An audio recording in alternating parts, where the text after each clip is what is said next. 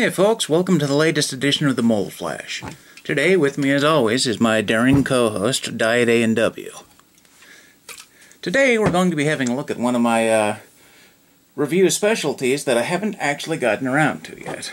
Today we're going to be looking at a statuette. In this case, World of Warcraft, Brink Spannercrank versus Snaggle.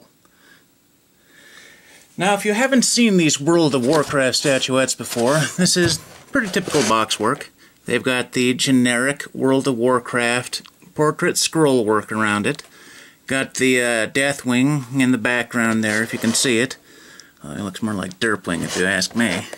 Let's see if I can remember. Who manufactured these toys? DC Unlimited? Yeah, DC Unlimited. They do some pretty cool stuff. Some people that have played for a long time might remember the Argent Nemesis, the Black Knight.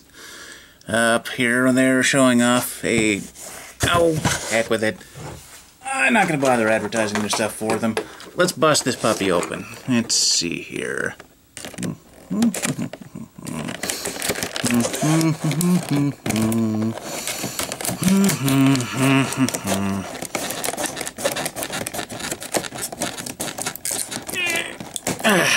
Take that, side one.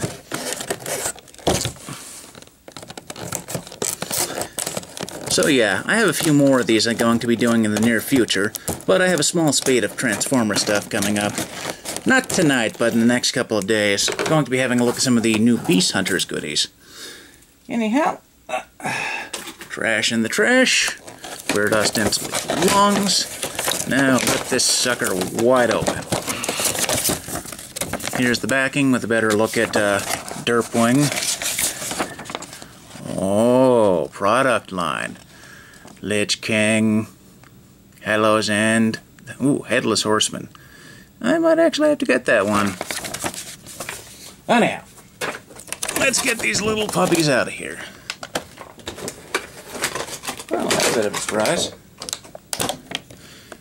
They are actually in place with the wires instead of the plastic. Or, not the plastic, the little paper twist ties that they usually use these days. Guess standards aren't slipping everywhere. Anyhow, World of Warcraft is something I've always had a little bit of a passion for. Wasn't my first MMO, and it certainly isn't something I play constantly, but every now and then, every expansion or so, I break down and play for a couple of months. The recent Pandaria expansion, say what you will, was very, very relaxing for me.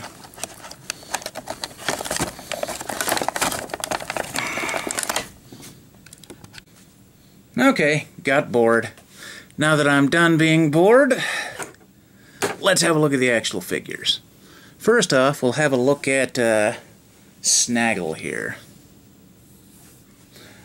Now, if you look closely, you can see this creature is extremely detailed.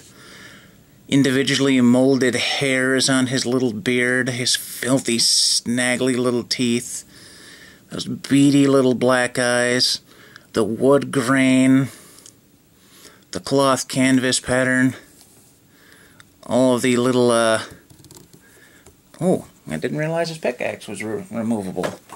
Huh. Cool. Can take an in-depth look at this puppy. Come here, you.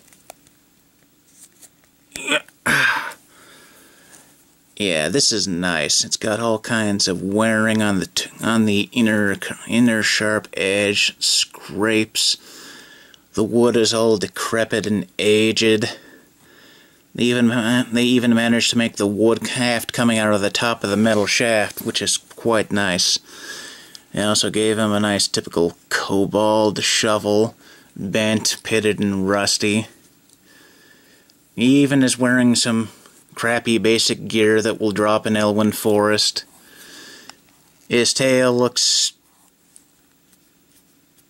thoroughly disgusting. Overall, an excellent rendition of these disgusting little creatures. One of my favorite touches is these little plastic whiskers.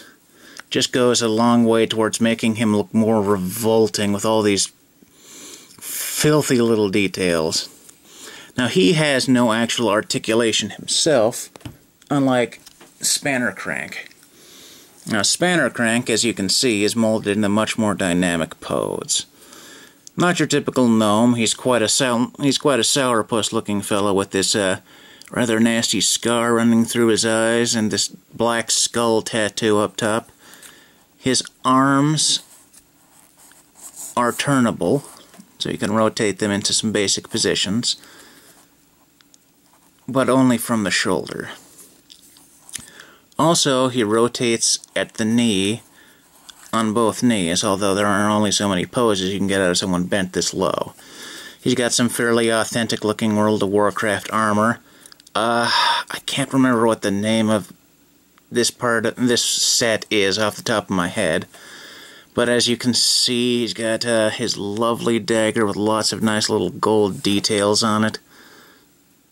The handle even has the wrapped leather effect. Lots of gold details. He's got a matching one on his hip. He also has this stick of dynamite he's getting ready to lob. Lots of lovely buckles on the back of his cape or on the back of his leather jacket. Tons and tons of molded detail. If you look close enough, you can see a grain to the cloth on this. Individually molded hairs. The collar is actually not part of his head. Just lots of fantastic little details which bring these guys to life. Oh yes, and the little bit of metal stud work that's on his little waist flaps, individually molded, so there's a ton of little details there, which follows through onto the matching flaps which come off the shoulders. So, I got these two online for about $8.50 plus shipping and handling. And if you like what you see, I can definitely recommend picking this up. You can grab them on Amazon pretty cheap. Anyhow, that's it for this edition of the Mold Flash. I'll see you in the next review.